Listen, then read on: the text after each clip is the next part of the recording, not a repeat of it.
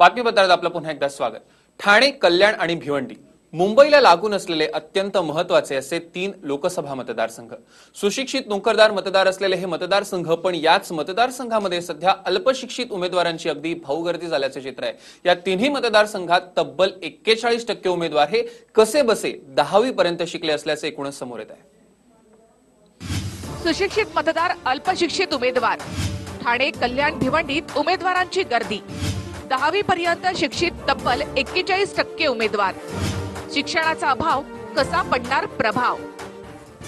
जगातील सगळ्यात मोठी लोकशाही असलेला आपला भारत देश, लोकशाहीत लोकांनी निवडून दिलेले लोकप्रतिनिधी हे देशाची वाटचाल ठरवत असतात। पुढील 5 वर्ष आपल्या मतदारसंघाची जबाबदारी या खासदारांवर आपण सोपवतो। त्यामुळे हे लोकप्रतिनिधी निवडून देताना त्यांचं शिक्षण, त्यांचं ज्ञान आणि लोकांच्या प्रश्नांविषयी असलेली जाण या सर्व गोष्टींचा विचार होणं गरजेचं असतं।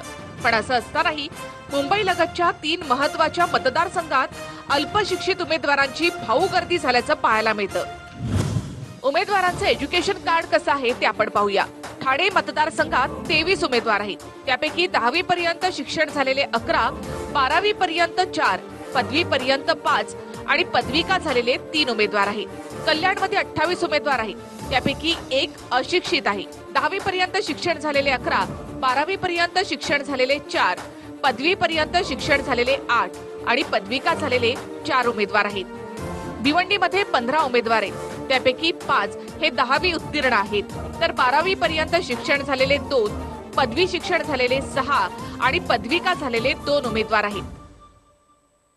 तिन्ही मतदारसंघातील 66 उमेदवारांपैकी तब्बल 41% उमेदवारांचं अवघ्या 10वी पर्यंतचं शिक्षण पूर्ण झाले। 66 उमेदवारांपैकी अवघे 9 उमेदवार हे पोस्ट ग्रॅज्युएशन म्हणजे उच्च शिक्षित आहेत, ज्यामध्ये कल्याणमधून शिवसेना उमेदवार डॉक्टर श्रीकांत शिंदे, ठाण्याचे राष्ट्रवादीचे उमेदवार आनंद परांजपे आणि भिवंडीमध्ये वंचित बहुजन आघाडीचे डॉक्टर अरुण सावंत यांचा समावेश आहे।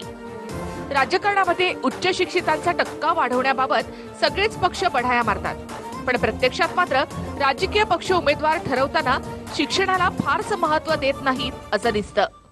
आता जे लोकसभा इलेक्शन आहेत त्यामध्ये आपले जे प्रत्येक पार्टी जे आहेत त्यांनी कमीत कमी ग्रॅज्युएशन तरी व्हायला पाहिजे आणि प्रत्येक क्षेत्रामध्ये हा काही तुम्ही पुढे नॉलेज पाहिजे की तुम्ही कशा प्रकारे इलेक्शन लढताय, काय लोकांची समस्या आहेत यावर तुम्ही बोलायला पाहिजे। 8वी 10वी लोकांना समजत नाही की त्यांची समस्या काय आहे, त्याच्यावर काय ॲक्शन घ्यावं लागतं, कशा प्रकारे तुम्ही समस्या सोडवू शकता। आता तुम्ही बघाल रस्त्यांचा प्रॉब्लेम आहे, पाण्याचा प्रॉब्लेम आहे कल्याण डोंबिवलीमध्ये, तर ते समस्या कोण सोडवणार।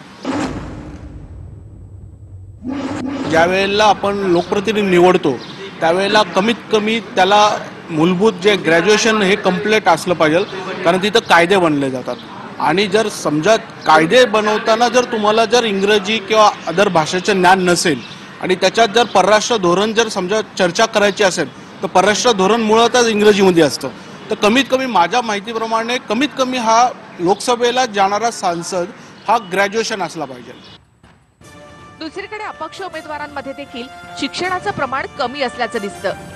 एकट्या कल्याण मतदारसंघात 28 उमेदवारांपैकी 15 उमेदवार अपक्ष आहेत, ज्यातील अनेकांचं शिक्षण हे 10वी आणि त्यापेक्षा सुद्धा कमी आहे। कल्याणमध्ये 10वी पर्यंतचं शिक्षण घेणाऱ्या उमेदवारांची टक्केवारी ही तब्बल 46% एवढी आहे। विशेष म्हणजे जे अल्पशिक्षित निवडणूक रिंगणामध्ये उतरलेत अशा विनय दुबेंसारख्यांना देखील सुशिक्षित उमेदवारच चांगलं काम करू शकतात असं वाटतं।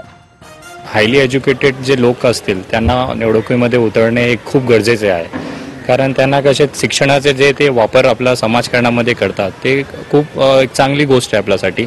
या कल्याण लोकसभा मतदारसंघामध्ये जर आपण बघितलं तर मोठे राजकीय पक्ष जे आहेत त्यांनी पण एक 10वीचे शिक्षित केलेला उमेदवार दिलेला आणि दुसरे पक्ष ते 12वी ते दिलेले। मी स्वतः 12वी आहे, पण असं गरजेचं आहे की जे हायली क्वालिफाईड आहे, ज्यांचं शिक्षण चांगलं आहे त्यांना उतरले तर आपले जे काम आम्ही 10 तासाने करणार आहे ते 4 तासाने कंप्लीट करणार आहेत, अशी एक शिक्षणाचा प्रभाव पडतो।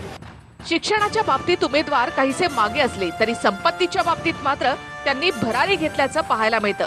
एकंदरीतच ठाणे जिल्ह्यातील ठाणे, कल्याण, भिवंडी या मतदारसंघातील ही स्थिती चिंतेत टाकणारी आहे। त्यामुळे आता राजकीय पक्षांनी जरी उमेदवारांचं शिक्षण पाहिलं नसलं तरी आता मतदारांनी मात्र आपल्या खासदाराचं शिक्षण नक्कीच पाहायला हवं, राजकारण निकोप आणि सुदृढ लोकशाही टिकवण्याची जबाबदारी ही पक्षांपेक्षा मतदारांची जास्त आहे. कल्याणहून अमजद खानसह ब्युरो रिपोर्ट TV9 मराठी. हा व्हिडिओ तुम्हाला आवडला असेल तर असे आणखी व्हिडिओ पाहण्यासाठी TV9चं YouTube चॅनल सबस्क्राईब करा, बेल बटण दाबा. ताज्या घडामोडींसाठी लॉग ऑन करा tv9marathi.com.